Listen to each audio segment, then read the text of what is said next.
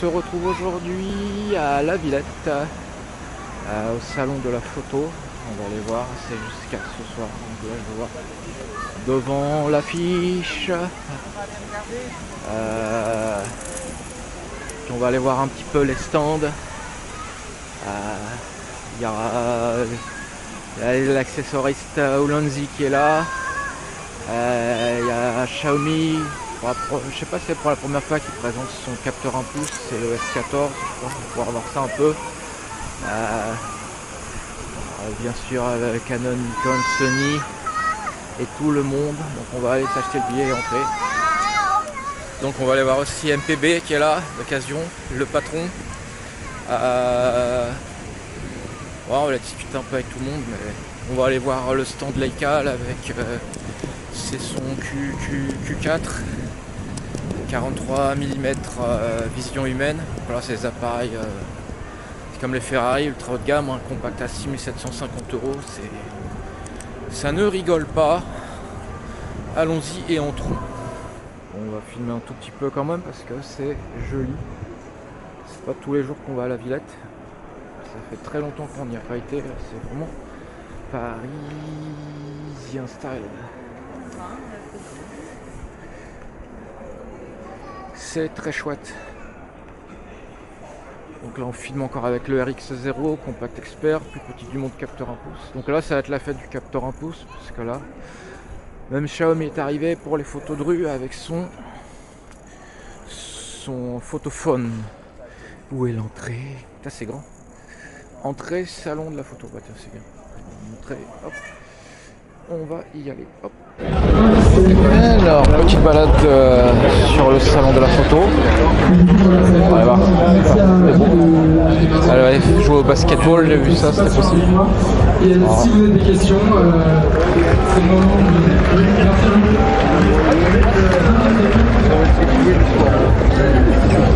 On va aller voir tout le monde.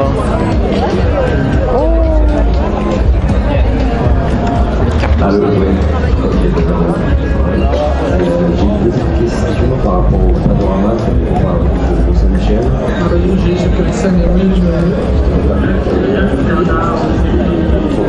Alors, on va essayer de voir le Canon R1. Ah là, il joue au basket sûrement. Parce que là, il y a une nouvelle puce qui permet de reconnaître quand on va jouer à un sport à balle. Ce que j'ai entendu, c'est pour ça qu'il y a c'est le flagship, c'est le R1, l'hybride. Regardez.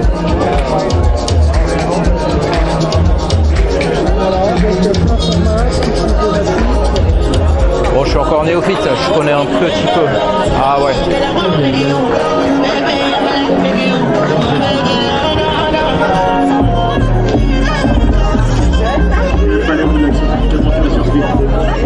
Donc la gamme des R, c'est la gamme des full frame.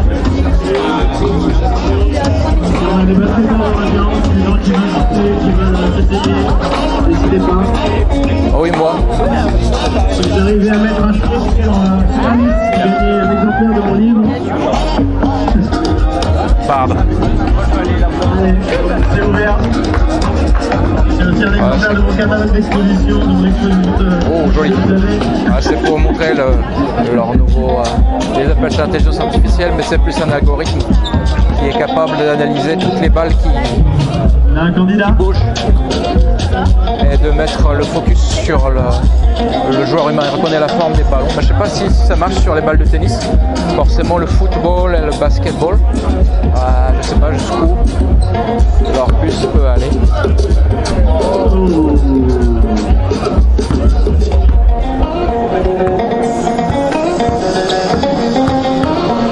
R1. Je crois que c'est lui le flagship hybride actuel qui a la fameuse puce qui permet de faire un suivi du mouvement. Ouais, on est d'accord, c'est bien pour ça. Bon après 2400 ISO, c'est 40 images par seconde, ça paraissait encore hallucinant avant, parce qu'on appelait ça de la vidéo. Il est pas si lourd que ça quand même. Ah oui d'accord. Waouh, 6 carreaux, ça fait rêver en vidéo. Un peu en rapidité, mais... Donc ça c'est votre flagship full frame, c'est ça?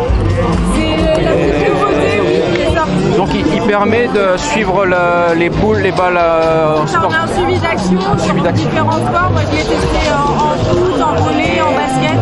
Et sur des sports où les balles sont plus petites, le tennis, c'est un peu plus dur. Alors, je ne l'ai pas testé, mais je suis sûre que ça fonctionne aussi parce que c'est très performant. Et on peut aussi enregistrer des visages à l'intérieur. D'accord. Par exemple, admettons, voilà, on a un testé sur le terrain, on est vraiment en focus sur lui. On D'accord. enregistre son visage et le boîtier va le reconnaître et va le suivre. D'accord, d'accord.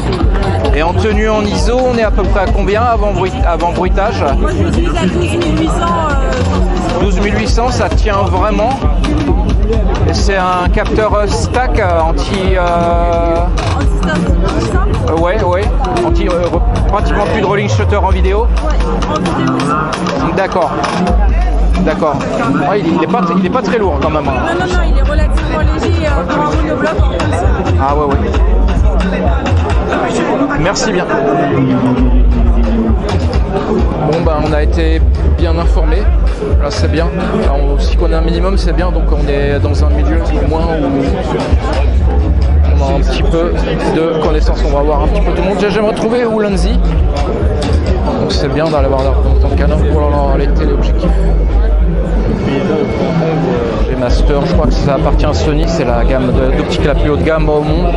C'est la seule par moment qui dépasse les Leica, mais c'est vraiment des tarifs complètement. C'est des, je sais pas, c'est des combien de millimètres ces trucs là. On est au moins sur du 600, voire c'est au moins des gros 600. Des gros 600 full frame.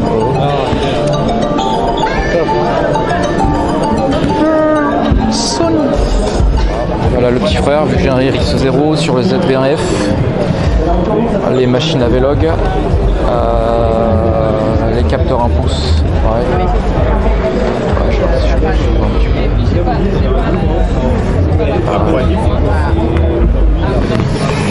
Donc c'est un petit peu difficile en ce moment pour eux avec les DJI Osmo 3 qui marche pas mal avec ce capteur 1 pouce. C'est pas vraiment la même catégorie, mais en termes de vlog,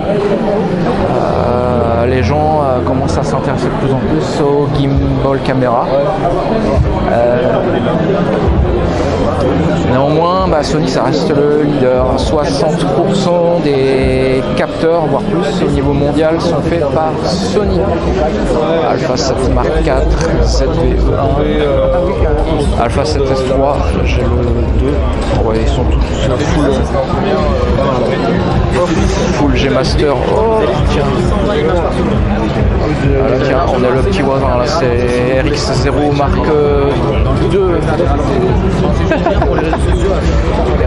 Je vois je l'avais aussi il y a peu. C'est la petite compact expert. On va regarder les prix spécial salon. Je suis étonné qu'il y ait encore la RX0 Mark. J'avais filmé, vu que je filme avec la RX0 Mark 1, juste là. Oui. Le grand frère 4K, c'est impossible de trouver plus petit en capteur 1 pouce. Vous avez vraiment le compact le plus petit du monde. Encore plus petit, le Mark 1 est plus petit que le 2. On vient de discuter un petit peu avec le représentant Sony, il me demandait si je l'ai testé sous l'eau. Je dis que j'ai testé sous l'eau en Sardaigne et que c'était vraiment très efficace. Donc le seul défaut quand vous testez sous l'eau comme ça, c'est que vous avez de la buée quand vous sortez de la condensation pendant 4-5 minutes, ce qui est logique aussi. Donc moi je vais le faire le tour. Là, regarder si je trouve Ulanzi. Ce que j'aime bien, c'est leur MT33, je crois. Ça ressemble à un Octopus Pod, comme un Gorilla Pod Octopus Pod, c'était souvent la guerre. Et vraiment l'avantage, c'est qu'il est d'une solidité incroyable. Donc, il est vraiment d'une qualité qui m'a retourné. Un petit peu la vitrine d'Olympus qui est devenu OM System. C'est toujours resté sur le micro 4 tiers. C'est rare ceux qui restent sur le micro 4 tiers, mais c'est compréhensible. C'est un choix intéressant en termes de capteur. Le micro 4 tiers, c'est juste en dessous la PC, au-dessus du 1 pouce. On va dire que ça ferait 1,25 pouces pour faire du grosso merdo. Oh la vache, il y a toute la gamme d'objectifs. On reste vraiment dans une bonne marque japonaise. C'est un choix vraiment stratégique. c'est dans le micro 4 tiers. Un micro 4 tiers, il y a encore Panasonic qui est dedans. Il y avait Kodak, mais là, ça fait longtemps qu'elles sont que là. Et oui, on y vient. Xiaomi, c'est dans la photo avec des capteurs 1 pouce.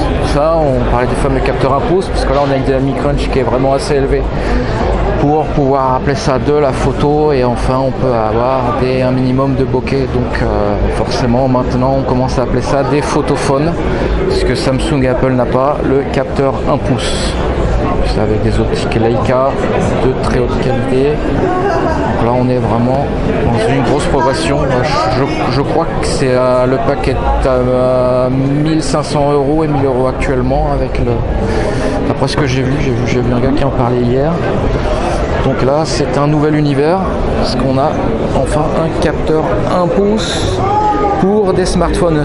Je ne sais plus qui avait lancé le truc, si c'était Sony ou Xiaomi, mais j'en ai pas vu beaucoup d'autres. Et bon, ça va se généraliser. Et je regarde la qualité des tirages, et ouais, franchement, un téléphone avec un capteur d'1 pouce, oui, ça ressemble plus à un appareil photo. Ça commence à concurrencer légèrement, mais donc c'est très intéressant. J'ai vu même des vidéos où Xiaomi faisait appel à des photographes professionnels pour commencer à prendre des photos, surtout des photos de rue, et il y avait un concours où ils devaient utiliser leur appareil, et sur 5 photos, ils devaient utiliser au moins une photo faite par le Xiaomi. Donc ça, c'est intéressant. Ah ouais, on peut aller un petit truc pour manger aussi, c'est bien. On va aller voir ça. On va marcher un petit peu. Je me demande où est-ce qu'ils sont Ulanzi. Pourquoi j'ai acheté mon appareil à l'eau. Ouais, c'était marrant de voir encore un RX0 Mark II, parce que ça date de 2018 quand même. C'est vrai que vu que les gens cherchent la compacité, on n'a pas encore fait plus compact pour du 1 pouce, mais j'aime bien marcher sans but. Voilà, Sony. Alors apparemment, il n'y a pas Panasonic. Bouh. Donc ça, c'est le gros manque. Panasonic, pourtant, qui en termes d'hybride est considéré comme numéro 2. Canon remonte beaucoup. Canon avait eu des gros problèmes avec ses hybrides qui ne marchaient pas trop bien. Là, le R1 que j'ai montré, là, ça a l'air d'être vraiment un truc très intéressant, le flagship. Ah ouais, on peut en plus prendre des photos. Oh là.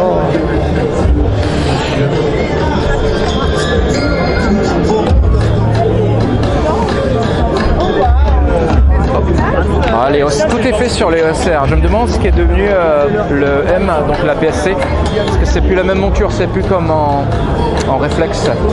En réflexe, c'était la monture EF, EFS, les deux étaient compatibles. Alors non, c'est EOSR et la monture M. Donc je suis même pas. Ah, c'est peut-être. Il n'y a que les R50. Je les vois même plus.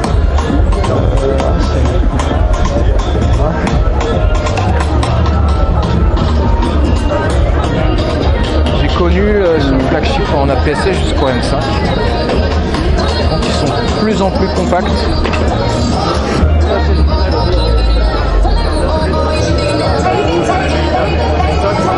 Non, même la PSC c'est moi qui est à la rue. Même la PSC est en R et OSM, ça a l'air d'être fini tout simplement, puisque ça s'appelle la gamme R en APS-C. Ils devaient utiliser les mêmes montures et ça devait être à l'avant R. Moi, être à la rue.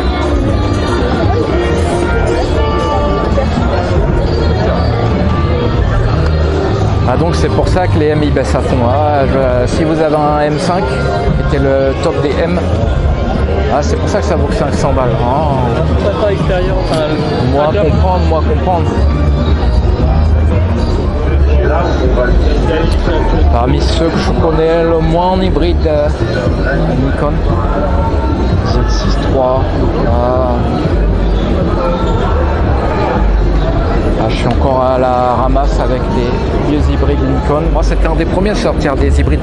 Le seul qui avait sorti les gammes, les Nikon One à capteur 1 pouce. il y a très longtemps. Voilà, il y a des gros matos quand même partout. Ah, tout le monde sort, c'est...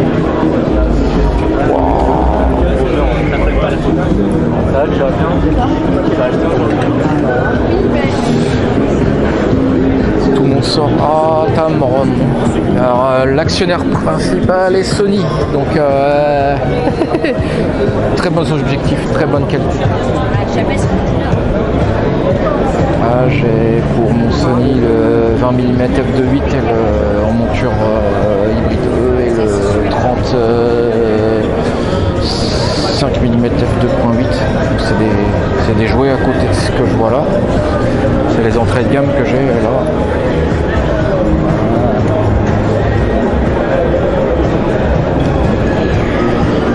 On est dans une des meilleures marques d'objectifs quand même au monde, hein, avec Sigma Japon,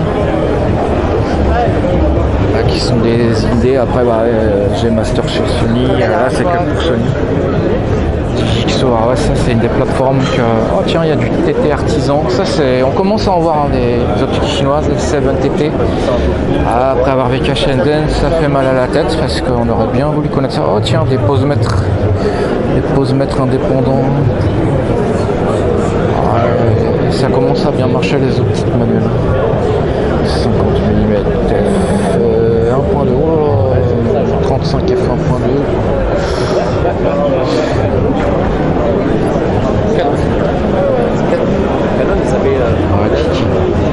Titi Artisan, Seven Artisan, son concurrent, c'était la même branche, ils se sont séparés. Ah, j'aime bien les Astro Rico avec ses avec ses GR, ses gammes GR qui commencent à bien marcher en photo de rue. Et Pentax aussi, Pentax et Ricoh sont ensemble. C'est peut-être la même marque. Je peux lui dire, il peut faire un temps de pause de 30 minutes.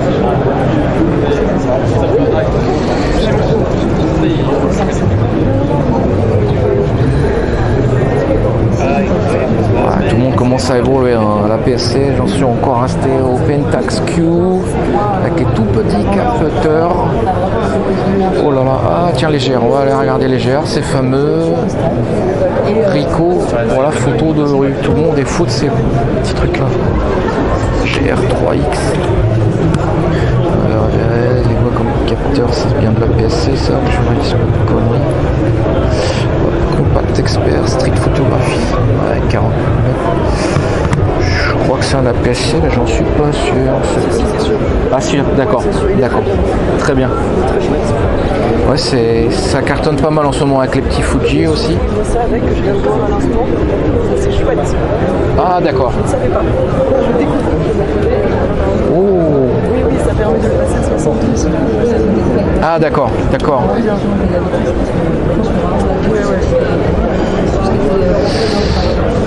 Ah ouais, c'est vraiment compact. Un bon outil de photo de rue. Là, vraiment, d'accord, c'est bien de la PSC, donc on vient de me confirmer.